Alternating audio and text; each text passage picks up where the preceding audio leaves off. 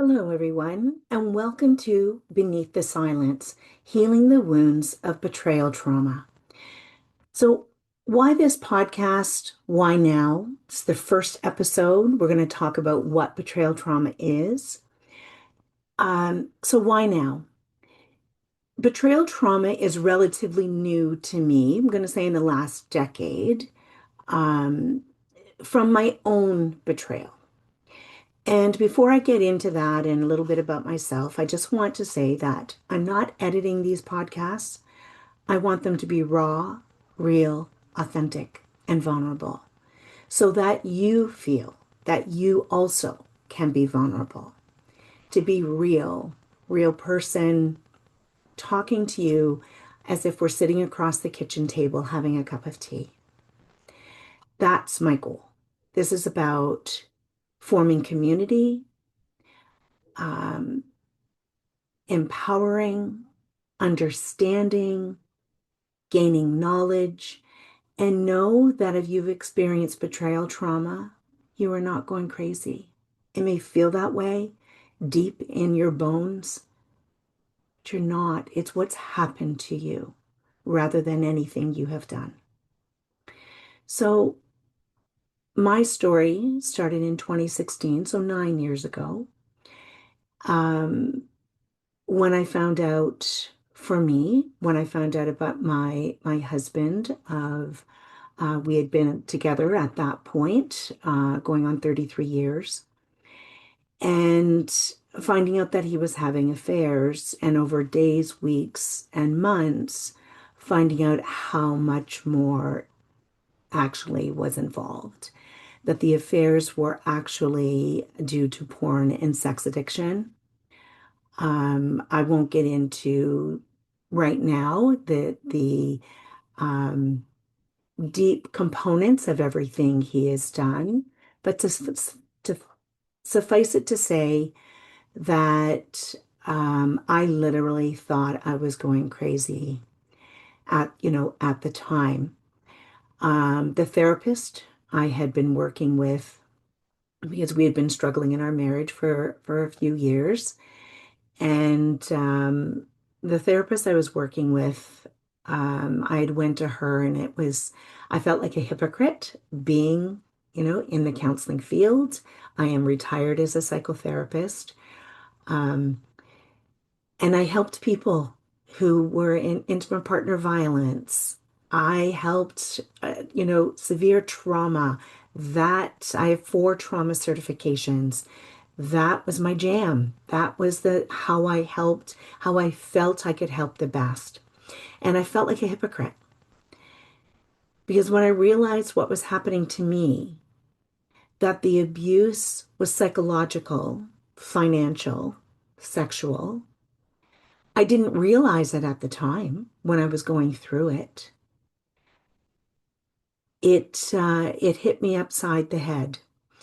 And thankfully, I started doing research. When I don't understand something, I start to research to try to understand. And at first, I found the work of Dr. Omar Manwala and Dr. Jill Manning, as well as Craig and Michelle Pera from the Mindful Habit System.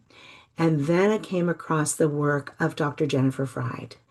And all of them combined were a game changer for me. The more I learned, the more I realized that it wasn't my fault.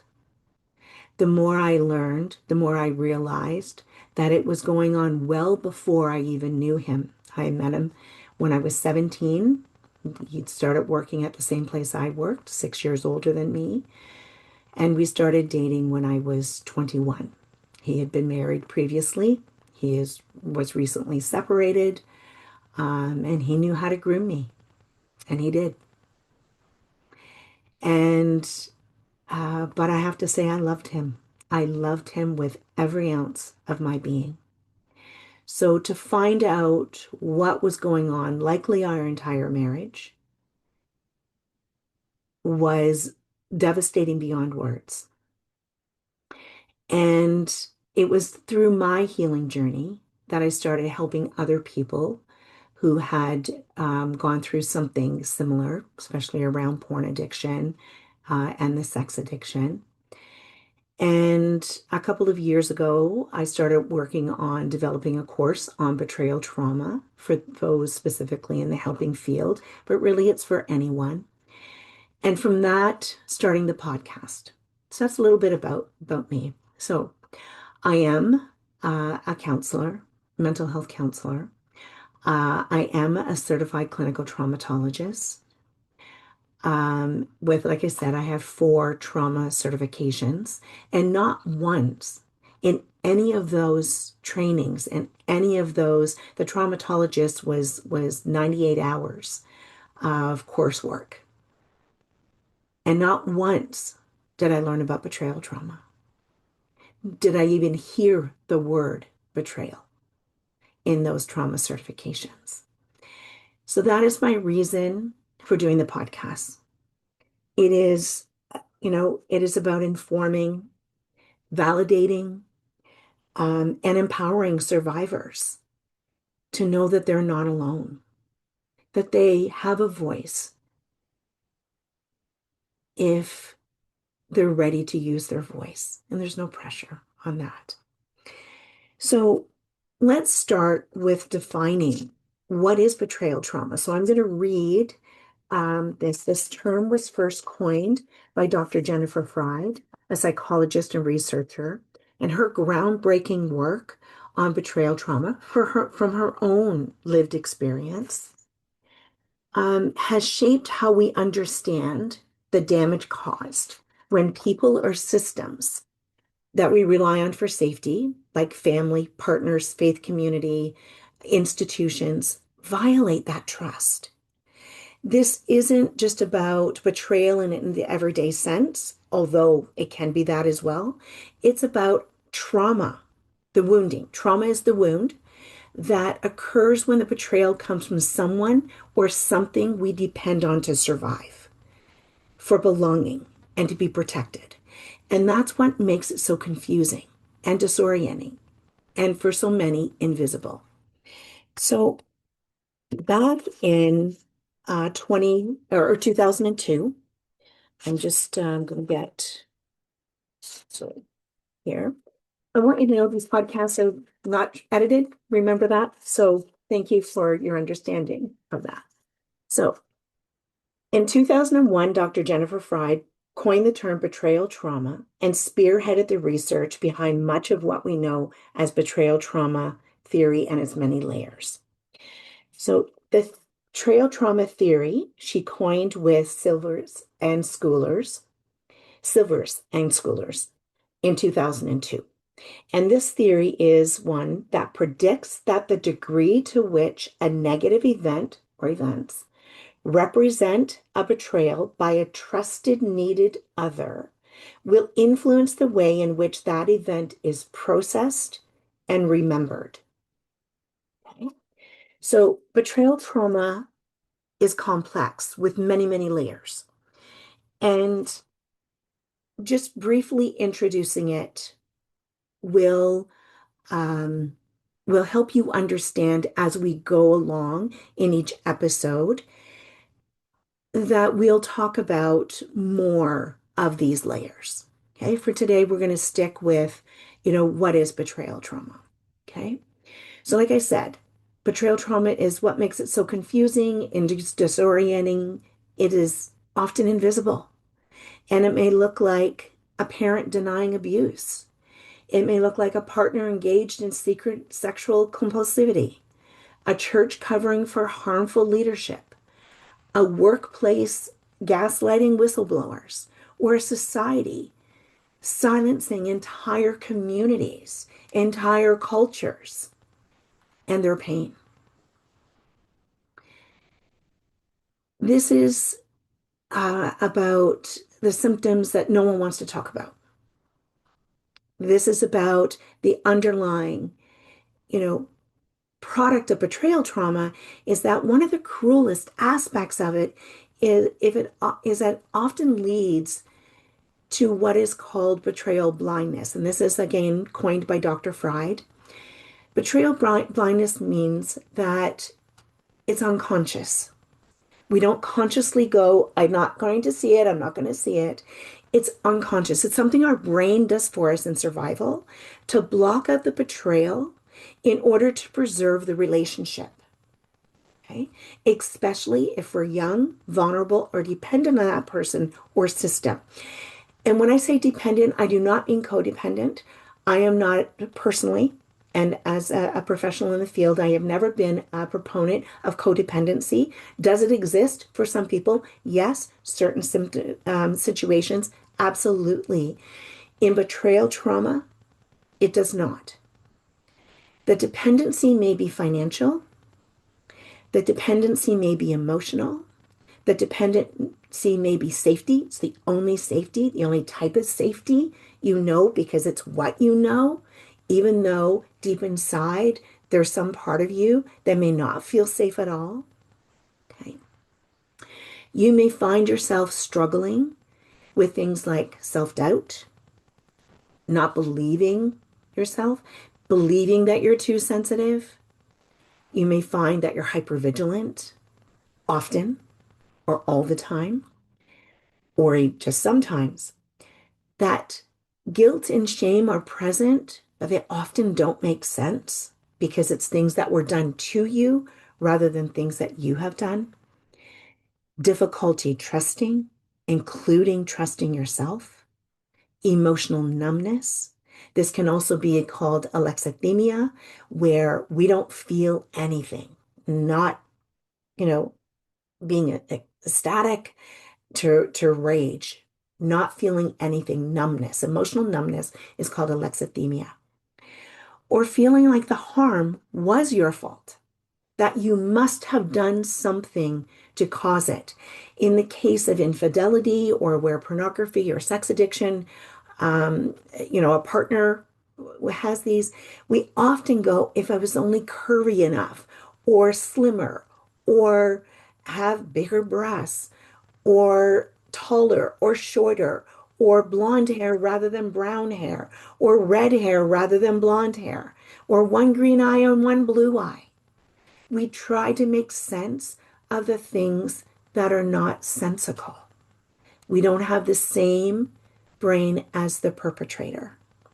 Okay. So these aren't character flaws. They're trauma responses. You're reliving trauma. Every time you are activated, the trauma is being relived. It's survival strategies that your brain has chosen for you, and they deserve compassion and grace rather than being condemned. It's meet them where they are. They're trying to tell you something. These feelings are trying to tell you something. So betrayal trauma is there's and I'm trying to in our next session I'm going to talk about next episode of how it differs from what we know as trauma in society. So betrayal trauma is the perpetrator of the trauma is always a person in a position of safety, trust, and protection. There can be many times a power imbalance. So a coach, um, an elder, whether that's in a church or in a family, just someone that can be 2 years older than you. Okay. And the other component of this for betrayal trauma is that the recidivism, the repeat of it, is often over days, weeks, months, and years. So it's not a one-time singular event. There may be multiple singular events, but often it happens over days, weeks, months, and years. Okay. There is often grooming. There's often the psychological abuse of manipulation, gaslighting, told that you're crazy, blame. There's many things that we're going to talk about. So, how does it show up? It can show up in families, in religious organizations, in romantic relationships, in institutions, in culture, society. It can show up in so many different areas. And it's important that we listen to people who have been victimized. I like to say survivors rather than victims. And there's a difference between being a victim and being victimized. But that's what this is all about. Okay. There's another voice I'd like to acknowledge, and I mentioned him just earlier, was Dr. Omar Minwala. He's a clinical psychologist, and he is the founder of the Sexual Health Institute in California. And he is a thought leader in the field of betrayal trauma and compulsive sexual behavior. And his work highlights the multi-layered trauma that partners, often women, experience when relational betrayal is ongoing, hidden, and systemically denied. And that's why this podcast exists, to bring language to the confusion, to shine light where silence has prevailed. That's why I want to get beneath the silence, and to help you in whatever stage of healing you're in feel less alone. This is also for those in the helping field, so they can learn more about what betrayal trauma is, so they can help more people themselves. And many times, again, not intentionally, they cause more betrayal by telling a client, well, aren't you as codependent as hell? Or in the case of compulsive sexual behavior, why don't you do it with him? Maybe you'll learn to like it. Completely, utterly minimizing your narrative, your experience. That's betrayal as well. So, where we often have an initial betrayal trauma that's over days, weeks, months, and years, we often have secondary betrayals as well. Okay. I'm just looking at my notes to make sure I'm covering everything that we need to cover. Okay. So, what can you expect from this podcast? Each episode will explore a different facet of betrayal trauma. So, like I said, from family systems to spiritual abuse, to institutional betrayal and trauma-informed healing, and what that might look like. We'll hear from some survivors. I will go a bit more in my own story. We'll hear from experts, including lawyers, others, mental health professionals, who have experience in the field. We'll share tools, truths, stories. I hope to be able to interview some survivors. They can't be any of my clients because that's a conflict of interest and unethical. So I'm hoping some of you will reach out to me. You can reach me at sandy@sandrajoy.ca. Send me an email. My website is sandrajoy.ca, because I'm Canadian. And please, you can reach out through my website if you would like to be a guest. Or if you give me permission to share your story, even if you don't want to be interviewed. By all means, I would be happy to help you with that voice.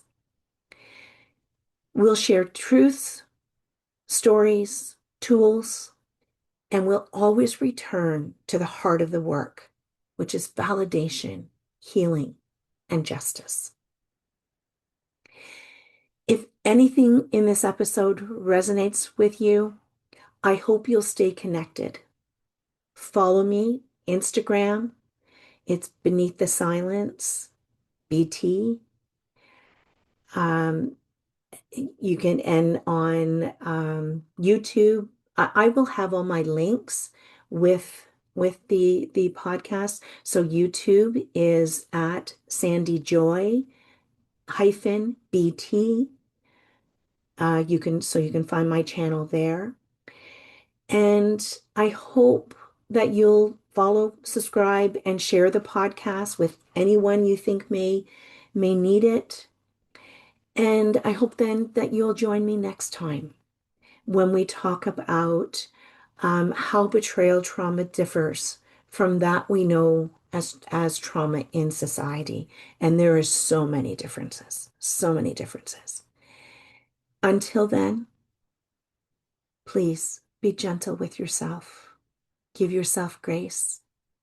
You are not broken, although you may feel that way, and that's okay. You are not crazy, although you may feel that way, and it's okay. You have been betrayed.